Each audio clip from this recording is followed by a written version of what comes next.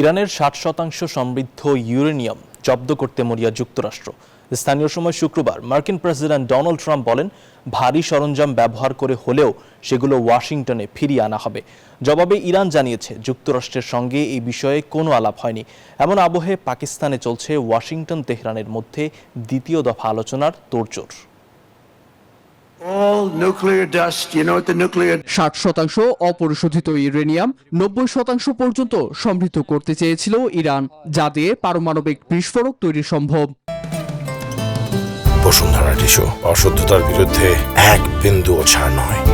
দেশটির জাতীয় নিরাপত্তা কমিটির মুখপাত্র ইব্রাহিম রেজাই জানান, ইউরেনিয়াম সরানোর বিষয়ে যুক্তরাষ্ট্রের সঙ্গে কোনো আলাপ হয়নি।